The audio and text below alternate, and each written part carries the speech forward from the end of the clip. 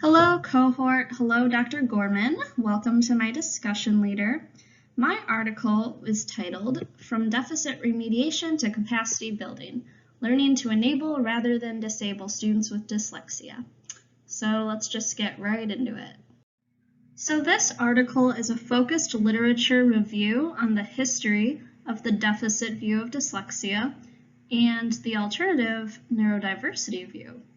It also explores universal design for learning as an approach to support the overall well-being and development of students with dyslexia. And what's really nice about this article is that it gives practical strategies that we can use as SLPs who want to apply a strengths-based approach to support our students. So the deficit view of dyslexia conceptualizes the individuals who have it primarily in terms of their perceived deficiencies, problems, or limitations. When we look at the medical model's definition of dyslexia, it kind of makes sense that the majority of the research on it would be focused on deficits. It is classified as a disorder. However, that doesn't make it any less unfortunate that it has been viewed in this way for so long. When we focus on a student's weaknesses and exclude their potential strengths, we're doing two things. First, we're narrowing research and hampering the progress of scientific discovery. When we assume that dyslexia is only an obstacle in the attainment of literacy, this means that we don't explore the student's strengths. Secondly, when the label that is assigned to dyslexia is deficit-based, practitioners are biased to assume incompetence, and they're unable to properly serve that child and support their development. This way of thinking is unfair to the child and, quite honestly, unfair to ourselves. If we're committed to providing the most effective evidence-based speech and language therapy that we can, we need to find a different view. Instead of viewing dyslexia as a deficit, we can adopt the neurodiversity view, which views it as a different way of thinking which comes with its own strengths. In this viewpoint, the neurological differences associated with dyslexia are considered less pathology and more the result of normal variation in the human genome. Unfortunately, because this way of thinking is so different, it's not generally supported by our school systems. Regardless, a shift away from the deficit view and towards this neurodiversity view is needed to support the overall well-being of students. So here's the fun part. Research is showing that people with dyslexia might actually be predisposed to exceptional visual spatial abilities. There is just an odd amount of people with dyslexia who have become successful engineers, architects, scientists, artists, all careers that lean heavily on visual spatial processing. Research also shows that visual spatial skills are so important to an individual's performance in science, technology, engineering, and math that the relationship holds even after controlling for verbal and mathematical reasoning. We don't have a current theory to explain these processing advantages, but most things can be looked at from a nature or nurture perspective. So either their neurological differences just allow them this more efficient processing, or their relative skills in these areas reflect a compensatory mechanism. Maybe because they've experienced such significant struggles in reading that when given the opportunity to lean on other skill sets, the visual spatial processing networks in their brain strengthen to a higher degree than everyone else's. If this is true, then we can say that successful people with dyslexia have adapted and leveraged their visual spatial skills in their education and career paths. Question: why do you think people with dyslexia have visual spatial processing advantages? Do you think it's naturally in their neurology? Do you think it's a compensatory strategy? Or do you think something else entirely, and why? If you're curious like I was and you want to test your visual spatial abilities, here's a link to a quiz that you can take. But because we've all chosen a career path dominated by verbal skills and writing, I would assume that none of us would do exceptionally well on this, but maybe that's just me because I got 0 of them correct.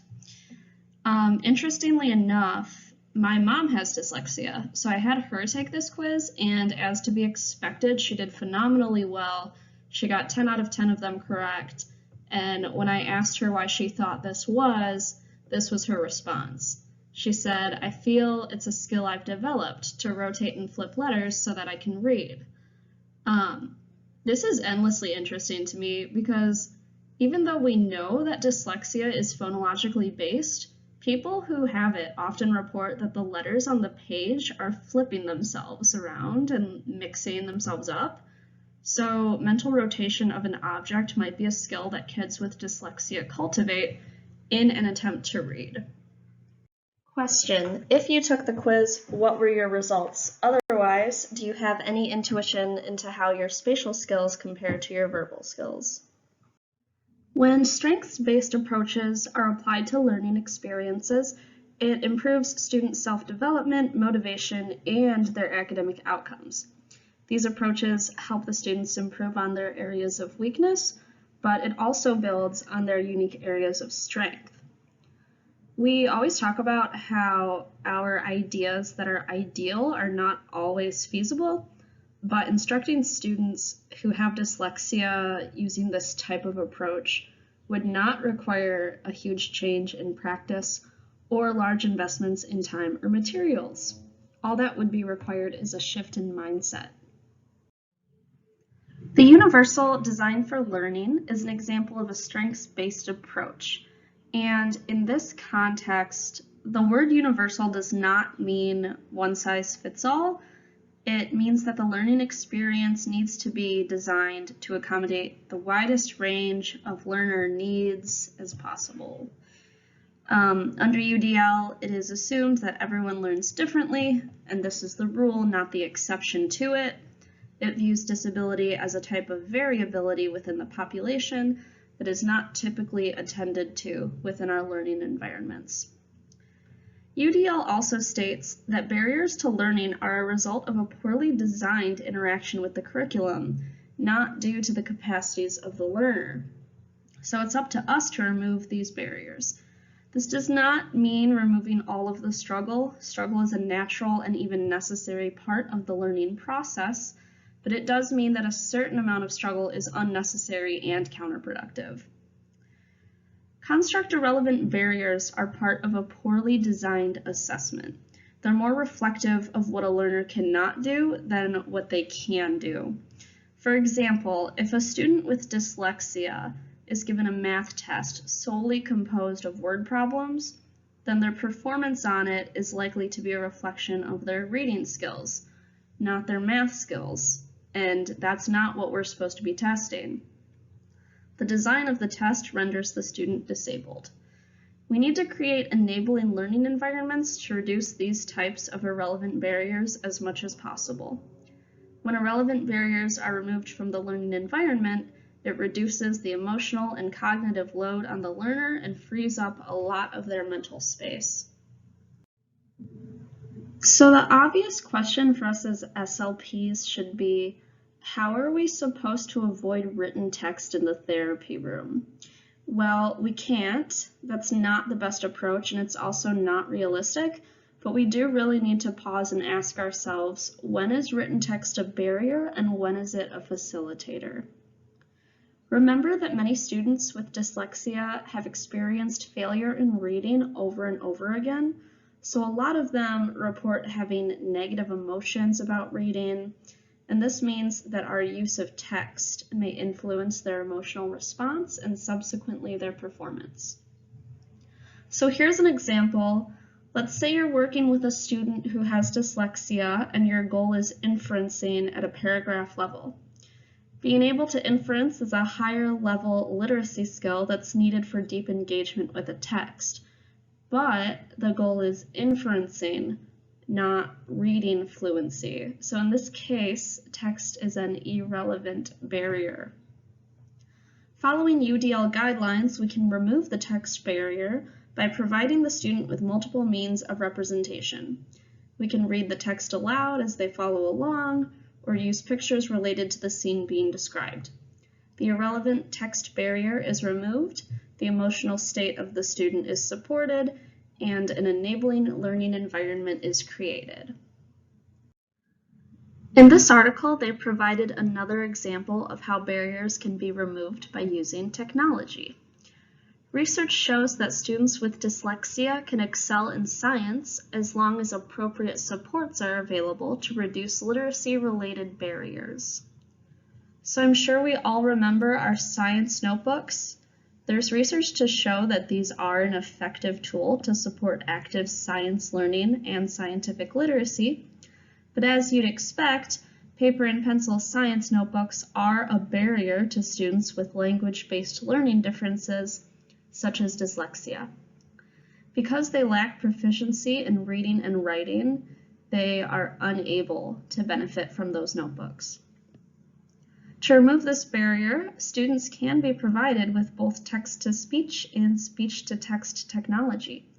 Text-to-speech allows students to have any text on a page read aloud to them, and speech-to-text technology lets students use oral language to articulate their thinking into writing. This doesn't remove reading and writing altogether, it just lowers the barriers to reading and writing that are experienced in a traditional science notebook. The qualitative results of this intervention show that it helps students deepen their engagement in science learning, feel more ownership of their work, and feel more competent as science learners. So here's just a few points I want to use to wrap up what this article talked about. First, everyone learns differently, and the traditional learning environment is unfortunately not very accommodating to that, but it is getting better. For people who have dyslexia, written text can be a barrier to learning and sometimes an unnecessary one, and there are ways to remove these so that they can be successful. There is evidence that people with dyslexia have exceptional visual spatial processing skills, and that's just what we know of so far with our limited research. Research has been limited because for a long time, dyslexia has been conceptualized using the deficit view, and we need to make the shift to the neurodiversity view in order to support the development of these students. Okay guys, that's all I have for you. Let me know if you have any questions, and make sure you go answer my questions on our Blackboard discussion.